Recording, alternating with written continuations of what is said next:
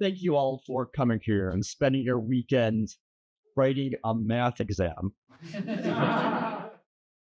And a big shout out to our judges as well, / team leaders as they ended up serving us. You can clap.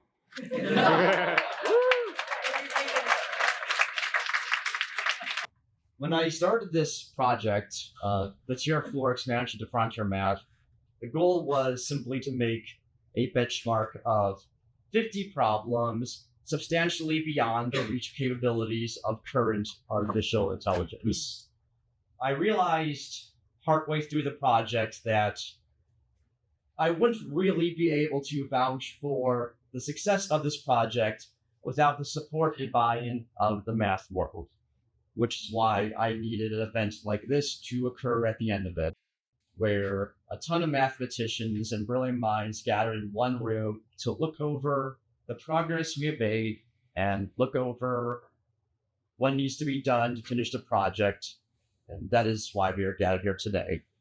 I think what I have learned, and it seems that a lot of people here are originally saying is that models are getting good really damn fast. I very much underestimated how hard it would be to put together a benchmark of the level of difficulty that I promised. I don't think before today we were on track to achieving our goals, but with the efforts of all the teams and the suggestions provided by the judges in real time to participants regarding how to improve both the submissions they've made thus far and the ideas they had for future projects, I think we are finally on track to producing the challenge that we had intended. So one more round of applause for you guys, the judges, everyone who has been involved with FrontierMath from its onset.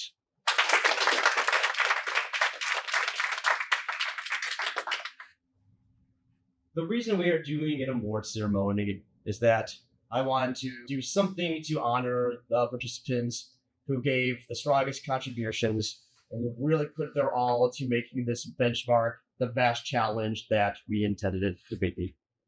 All the judges here are provided their opinions regarding what they think are the problems that still have what it takes to resist artificial intelligence for some time to come. That being said, these are just predictions. And I know everyone here will be very interested to find out as time goes on to what extent their own problems and each other's are really successful at this task. So we will also be adding to our website a leaderboard listing the problems only through an anonymized identifier, so that for now everyone will still be able to track the progress of artificial intelligence on the problems, and it will identify which ones have and have not been solved without betraying the contents of the problems. But for now, we can only focus on our current understanding of what types of problems are resistant to artificial intelligence. So I'll leave it to the judges to reveal which they think are the authors whose problems will stand the time the longest. So I'll represent geometry and topology.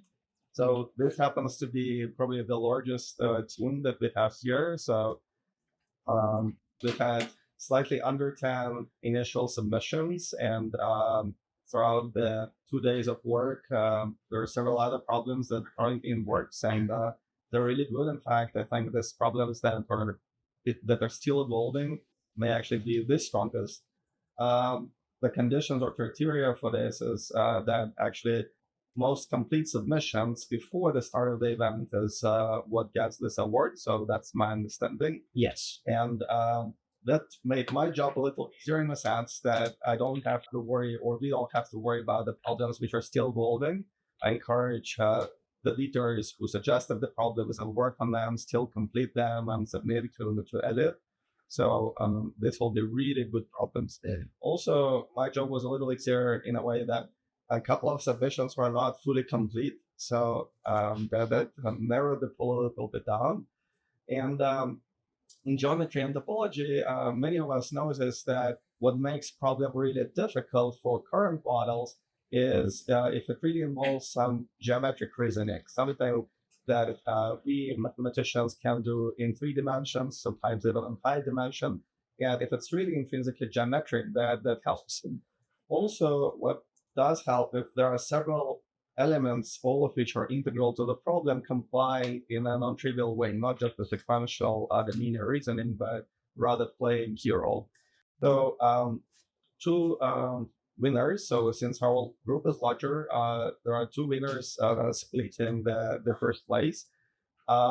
They all have this kind of quality. So Joe has submitted one of the problems that on the face of it actually looks like direct computational text. But there are actually many bells and whistles involved from uniformization theory, conformal geometry that one needs to process properly in order to actually complete the task. So it's a great way to mislead the system and take it on in the wrong direction.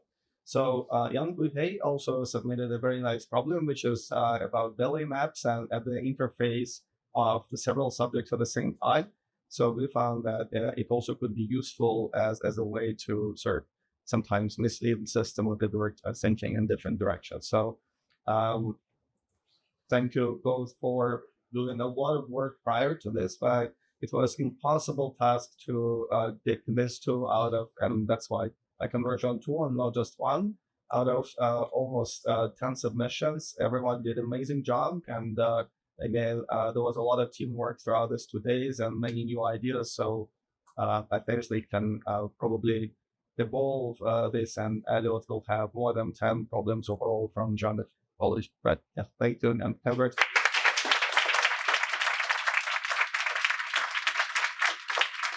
Great. So our group of people here, we have 5 submissions at the start, and just to describe what came out of them, we were asked to judge based on what was present on Friday. I think the ordering of the problems on Friday would be different than the ordering as of the end of the month, and that's as it should be, because the entire point of being here is to really produce excellent columns of getting fun. So I think by the end of the month, we're going to have 5 excellent problems, and I can probably order those. I bet in terms of difficulty, and I'm sure my ordering, I believe as a group, we might largely re-ordering, but then we'll be wrong to see what happens. The AI is when orders the action in solving. So I just wanted to mention some features of the problems, of all the problems that seem to make them work, and that seem to be in our discussions useful to, as we graduated, to what the game was that we were playing against our opponent, which are AIs, where we have certain rules, be it to follow this or didn't follow it. So the ones that were successful in order is, first of all, the 5 were from very different sides of the subject, to quite different flavors, which is why it makes it very hard to order them, because skills that the AI will have to use to crack them will be really quite different. So the key thing in most of the problems that made them successful by the end seemed to be that there was an obvious short question to ask, and then there was some hidden structure which required insight to see. And this insight feels like a very human sort of insight. And certain kinds of human insights, the AIs we discovered already can accomplish. What we're looking for is something which we mathematicians will say, wow, when we hear that they are solved. That we are honestly impressed. So the question has to be intrinsically interesting, not what you could try. And it has to be something where we can't see the road to for the chaos. As for the one that was the hardest as of Friday night, Haiwan Zhao's question was the one who seems already off the shelf, ready to go. So he's the winner for the helper.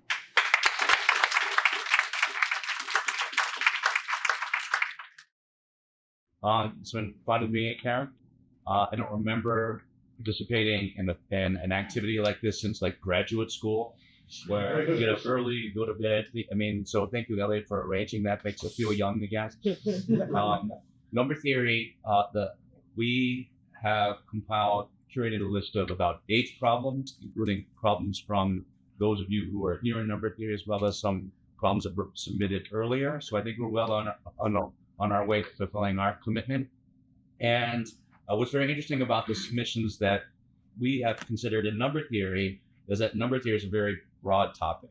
So represented among the problems that we have studied are problems that include arithmetic geometry combined with computational number theory, where there's some difficult steps in algebraic geometry to figure out how to take a variety and construct a model, and then begin a long, difficult road to calculate a number of FP points, so on and so forth. We have problems in very rich and abstract algebraic arithmetic geometry as an Irvine project, where the structures are very technical, and there basically are no papers in the field. And so the difficulty of those problems is that AI doesn't even know where to go. We have very complicated problems related to the arithmetic of modular forms, which is a subject that's close to my heart.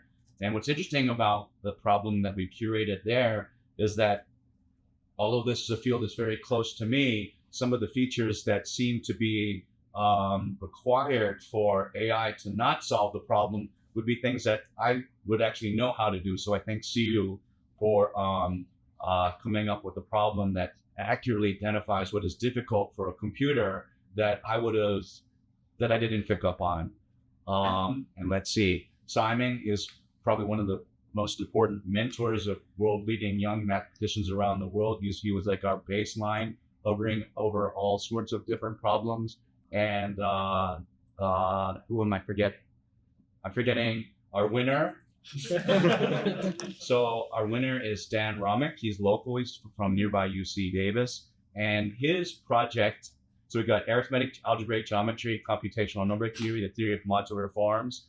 Number theory is very, very broad. And we have Dan, who is part combinatorialist, part probabilist, part number theorist. And it's from that diverse background that Dan assembled a problem, which is, and so this completely set the models off a wild goose chase. And he is our winner. And I think I mentioned this morning why he is the winner. We subjected all of our problems to a ChatGPT-4 Mini 4. And most of the problems, the transcripts tend to be really impressive. They can tell which papers are relevant. These large language models can tell you, in this field, you're supposed to try this, this, and this. But when it comes to Dan, after 22 seconds, it says, this is a very difficult problem. Nothing works. We congratulate the author for something that's completely, and it just crashed. So I have to admit, on Friday, I would have never predicted, without having thought about the problem, that this would be a winner. But it's very clear that Dan, and he's, as I understand it, written a number of problems that seem to be AI resistant, as a skill that I know that I personally learned from for being here for 2 days. So Dan is our winner.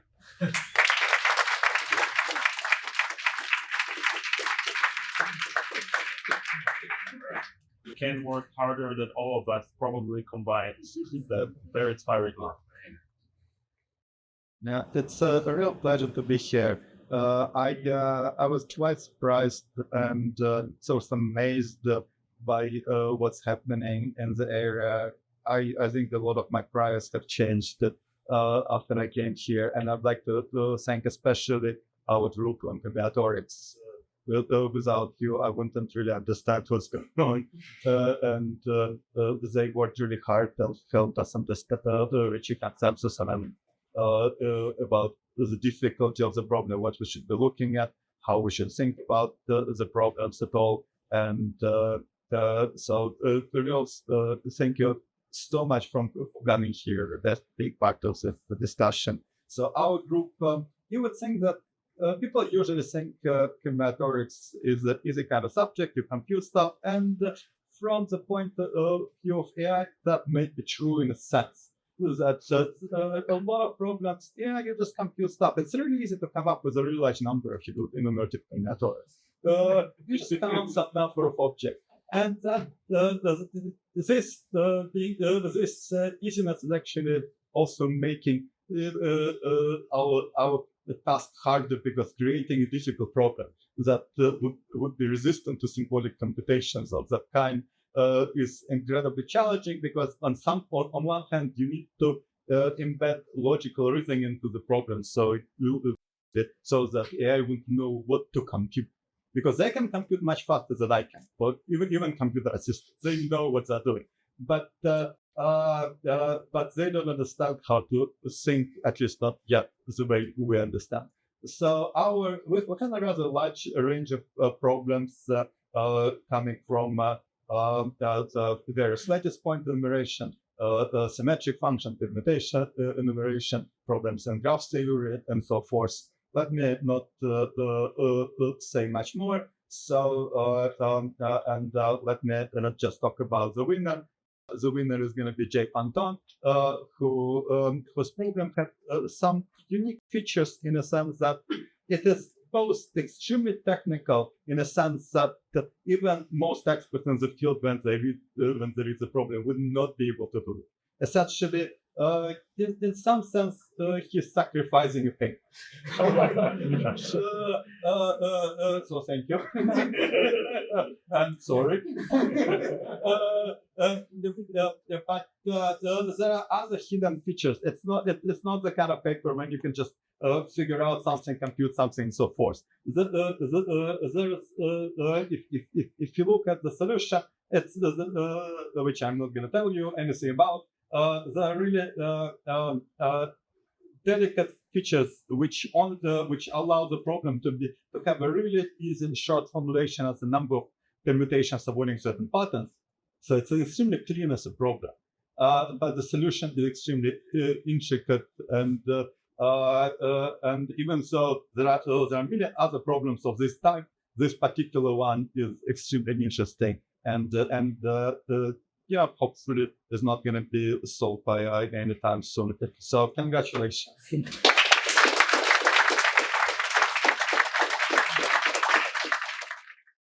Thank you very much. Okay, I think many things have been said by various judges, and I won't be very short. So I represent analysis group. We had about 9-10 problems. That one problem goes to another category at some point, and all these problems were very, very great problems. When we sat and started thinking which problem we had to choose, our goal was to choose very original problem, which is not published somewhere or which is not hidden in some theory. So it means that somebody needs to sacrifice paper, as Igor pointed out. And in this group, this kind of we found two original problems, but one was about to be published, and the other one necessarily is not going to be published. And the other problem, it's computational, very difficult problem. It involves a random matrix system. And the proof, it has several parts. There's some combinatorial flavor, there's probabilistic flavor. And I think, so I decided that the prize for the best problem goes to Young Jew. I'm not sure.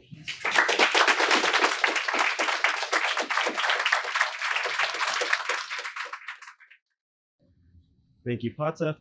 As I've said multiple times throughout the weekend, I expect analysis to be probably the hardest subject to get problems that would fit the format of frontier math due to the high focus on inequalities.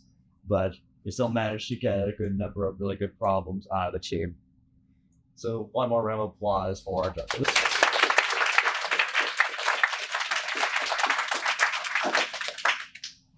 That's all we have planned. Thank you all for coming here this weekend, and thank you all for making this a very successful symposium. Hopefully, this will be the first of multiple such events for really converting the talent and collective genius of the math community into genuinely challenging tests as we continue to monitor the progress of artificial intelligence towards superhuman intellect. So thank you for coming here.